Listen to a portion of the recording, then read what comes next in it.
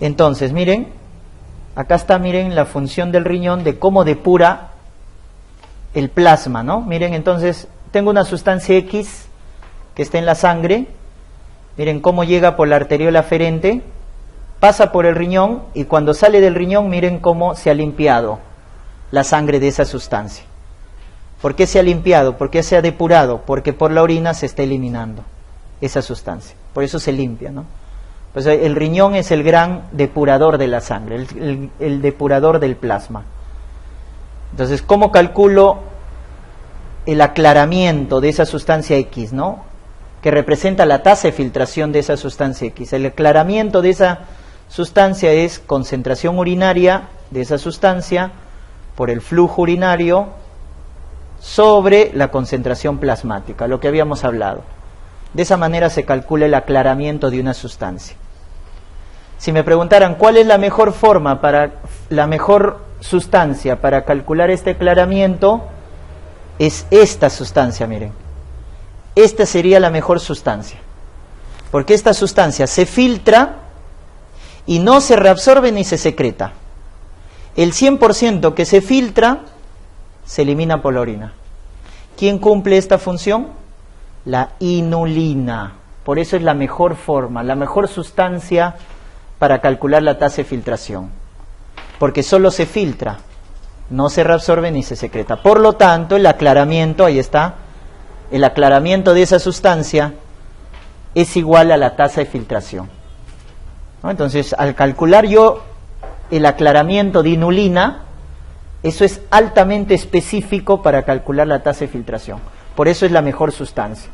Pero ¿cuál es el gran problema? Que es exógena, cuesta caro, no es disponible, pero es la mejor. Entonces, tenemos otra sustancia, miren, en la parte inferior. Se filtra, pero ¿cuál es el problema? Que se secreta.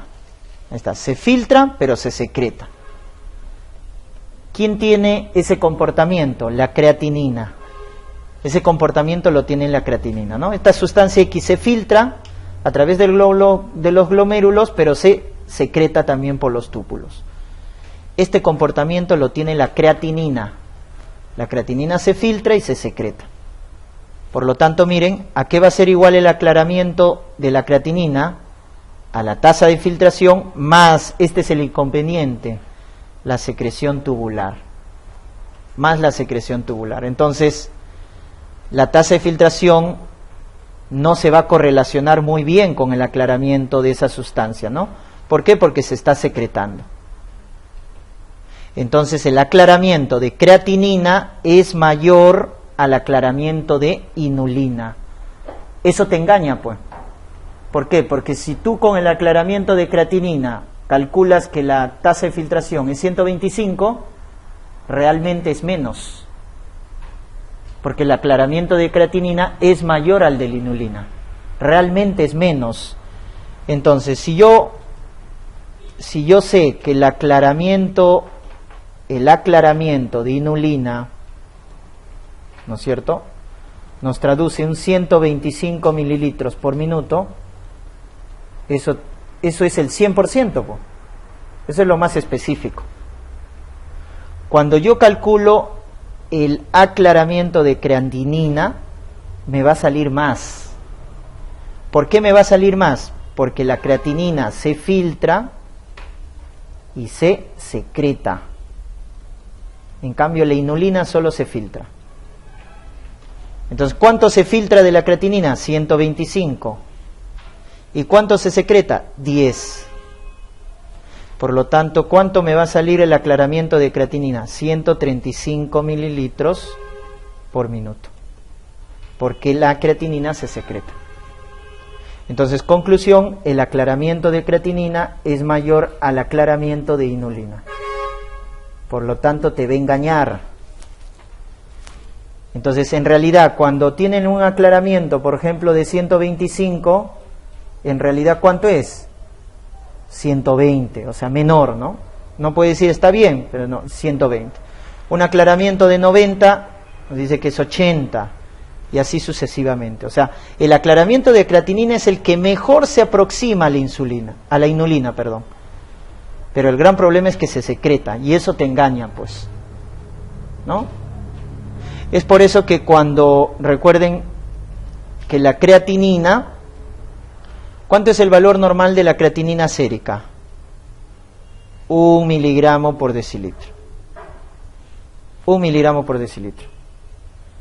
Entonces, cuando la creatinina aumenta, por ejemplo, a 2, se ha duplicado el valor. ¿Cuánto crees que ha caído la tasa de filtración? 50%. Cuando la tasa de filtración glomerular cae al 50%, miren, la creatinina aumenta, se duplica su valor. Se duplica su valor. ¿Ya? Por eso decimos que la creatinina es un mal marcador como tal, pero es lo que más utilizamos, porque es lo que único que nos queda. Pero es un mal marcador de la función renal, porque tiene que caer la tasa de filtración el 50%. ¿Cuánto es lo normal? 120, 125 es lo normal. Y tiene que caer la tasa de filtración a la mitad, 60 mililitros por minuto, para que la creatinina duplique su valor. Cuando cae la mitad, la creatinina se duplica. Pues eso es un mal marcador, ¿no? Pero es el único que nos queda. No hay de otra, ¿no? Ya está. Y lo mismo con otras sustancias, pero esas ya no tienen aplicación. Lo más importante es la inulina, que es el mejor, sustancia exógena, y la creatinina, que es la sustancia endógena, ¿no? Igual si la sustancia tiene este comportamiento, filtración y reabsorción, entonces miren acá, el aclaramiento de esa sustancia va a ser menor a la inulina, ¿no? Y acá se reabsorbe y se secreta. Peor, no nos sirve. Una sustancia que se reabsorbe o una sustancia que se reabsorbe y se secreta no nos va a servir para calcular la tasa de filtración. ¿Ya? El mejor sería este, el que solo se filtra. Por eso la inulina, ¿no? Pero de las endógenas tenemos la creatinina. ¿Ya? Tenemos la creatinina. Muy bien. La autorregulación renal. ¿A qué se refiere la autorregulación renal? Miren, la presión arterial media puede variar de 80 a 180, miren, en ese rango, 80 a 180 milímetros de mercurio, la presión arterial media, y sin embargo, como pueden ver, el flujo plasmático y la tasa de filtración se mantienen constantes. Se mantienen constantes. Entonces, ¿por qué frente a una variación de presión el flujo plasmático y la tasa de filtración se mantienen constantes? Porque hay un mecanismo llamado autorregulación.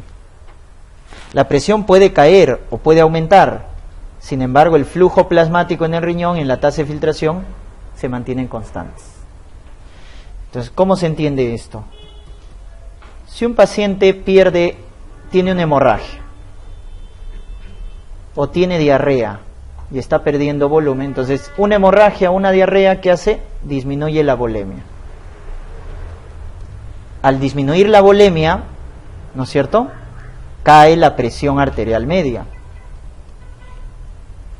Entonces, como cae la presión arterial media, le debe llegar menos sangre al riñón, pero el riñón se defiende. ¿Cómo hace para defenderse?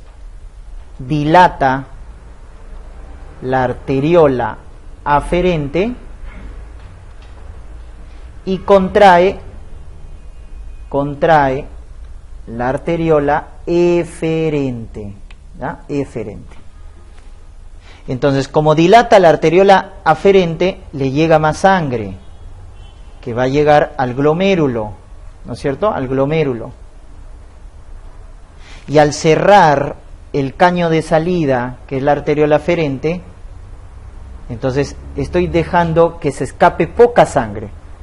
Entonces abro el caño de entrada, que es la arteriola aferente, y cierro el de salida. Por lo tanto, la sangre, ¿dónde se está concentrando? En el glomérulo. La sangre se está concentrando acá. Por lo tanto, la tasa de filtración se mantiene constante. Este es el mecanismo de autorregulación.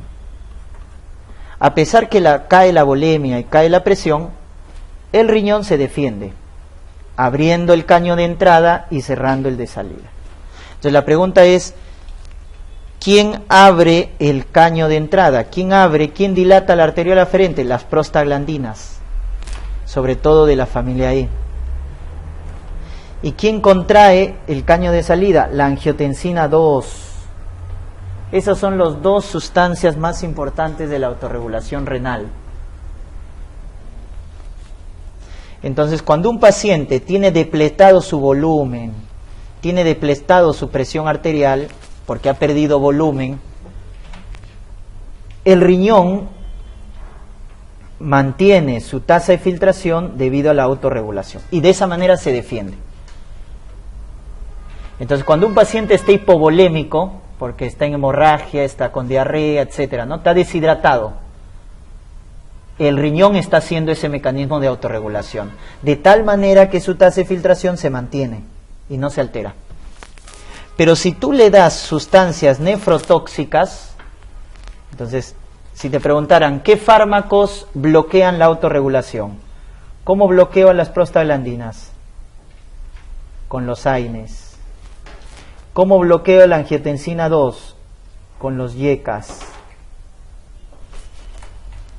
Por lo tanto, si un paciente, tú lo ves a un paciente que está deshidratado, hipovolémico, hipotenso, le das AINES o le das YECAS, vas a tener que hacer interconsulta nefrología, porque le vas a generar una injuria renal aguda. Por lo tanto, un paciente chocado, hipovolémico, deshidratado, está contraindicado el uso de AINES o el uso de YECAS. Porque el uso de AINES o YECAS en un paciente hipovolémico van a disminuir la tasa de filtración. ¿Y eso qué es? Injuria renal aguda. No se les ocurra, y esto lo he visto varias veces, sobre todo en pacientes pediátricos.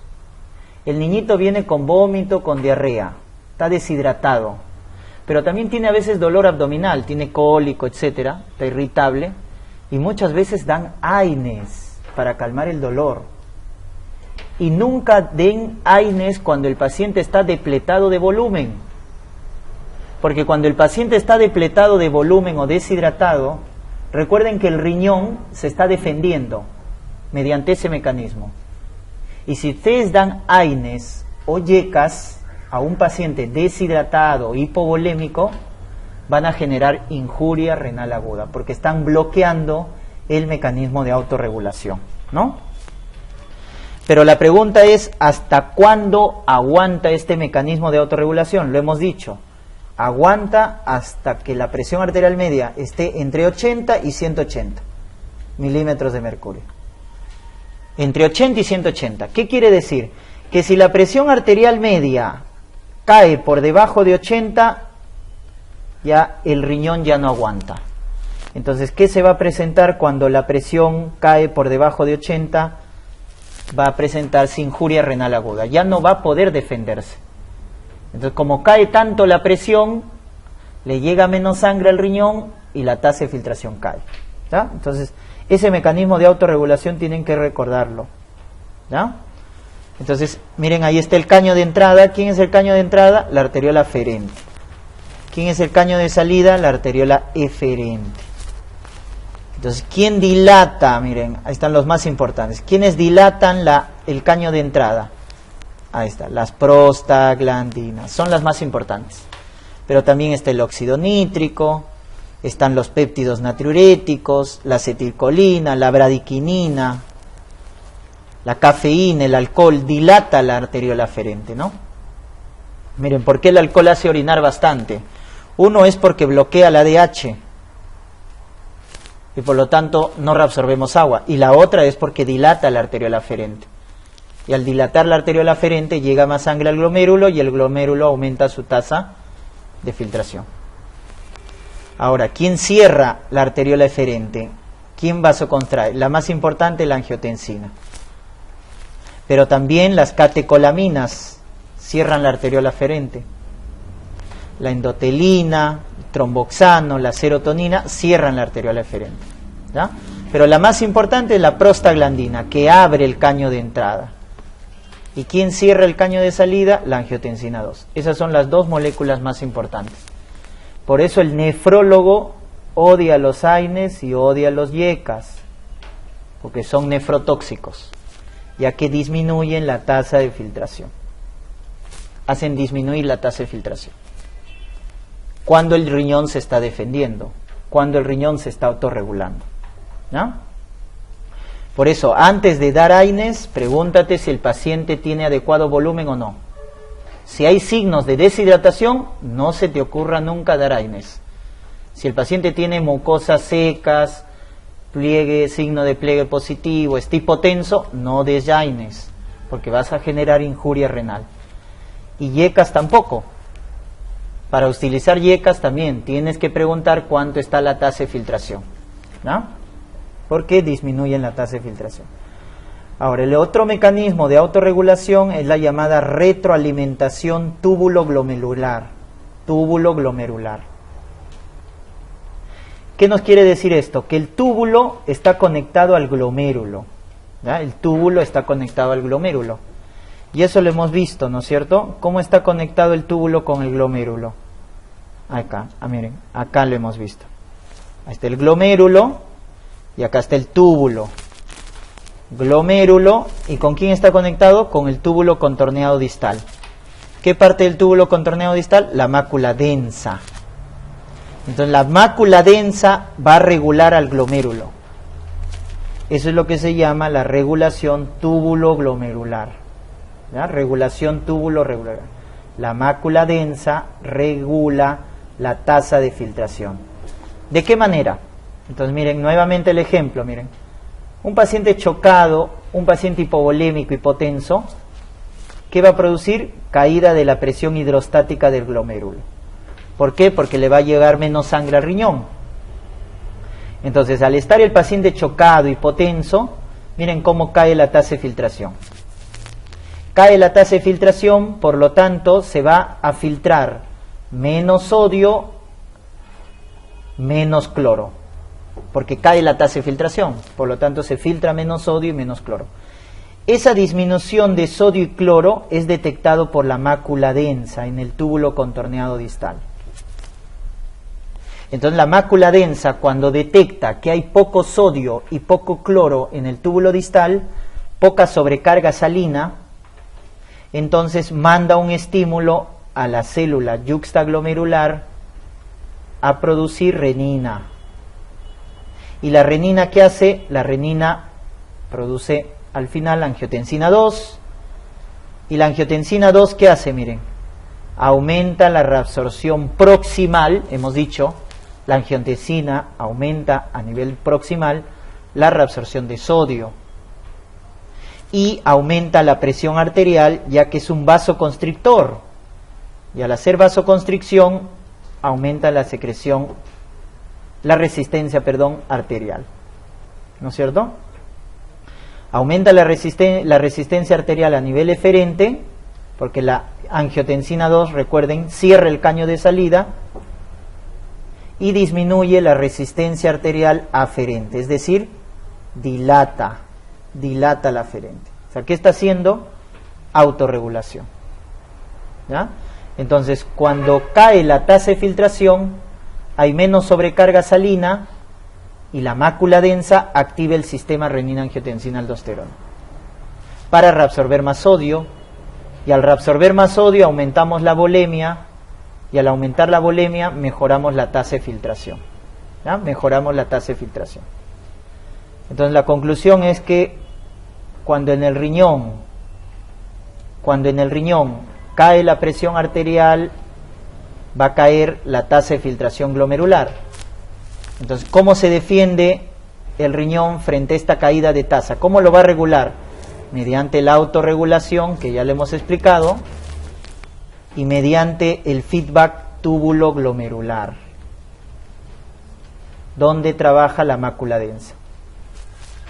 Entonces, el mecanismo de autorregulación, ¿en qué consiste? Abro la aferente y cierro el eferente. Abro el aferente y cierro el eferente. De esa manera concentro la sangre en el glomérulo y aumento la tasa de filtración. Pero no basta solo con eso, sino que la mácula densa, a nivel del túbulo contorneado distal, Al caer la tasa de filtración hay menos sodio y menos cloro a nivel del túbulo contorneado distal. Eso activa la mácula densa. Y la mácula densa, ¿cómo va a responder? Activando el sistema renina-angiotensina-aldosterona. Y al activar el sistema renina-angiotensina-aldosterona, va a aumentar la tasa de filtración glomerular. ¿Ya? Aumenta la tasa de filtración. Muy bien, de esa manera entonces compensamos, ¿no? Entonces hay dos mecanismos por el cual el riñón se defiende. ¿Cuáles son los dos mecanismos protectores frente a la caída de la presión o del volumen? La autorregulación y la regulación túbulo-glomerular. Esos son los dos mecanismos protectores para el riñón frente a la caída de la tasa de filtración, ¿no? La ingesta de proteínas, también doctores, miren, la ingesta de proteínas aumenta los aminoácidos y al aumentar los aminoácidos, entonces el túbulo proximal reabsorbe más y al aumentar la reabsorción de aminoácidos también aumenta la reabsorción de sodio y cloro, porque cuando el riñón reabsorbe aminoácidos lo hace conjunto con el sodio. Entonces el hecho de que haya bastante sobrecarga de aminoácidos por mucha ingesta de proteínas hace que el sodio se reabsorba bastante, de tal manera que en la mácula densa no va a haber sodio, todo se ha reabsorbido con el aminoácido. Y entonces, ¿qué va a hacer la mácula densa al tener poca sobrecarga salina? Va a activar el sistema renina-angiotensina-aldosterona, que al final, ¿qué va a hacer? Aumentar la tasa de filtración. Esa es la explicación fisiológica por qué si consumes bastantes proteínas estás haciendo trabajar más al riñón. Un paciente que tiene mucha sobrecarga de proteínas hace trabajar más al riñón, ¿no? ¿Por qué? Porque al consumir bastante aminoácidos se reabsorbe sodio, hay menos entrega de sodio distal y la mácula densa activa el sistema renina-angiotensina para aumentar la tasa de filtración. ¿Ya? Conclusión, el exceso de proteínas hace trabajar más al riñón. Por eso en un paciente que tiene enfermedad renal, el consumo de proteínas debe estar restringido, debe ser normoproteico, no en exceso, porque eso daña más al riñón. ¿Ya?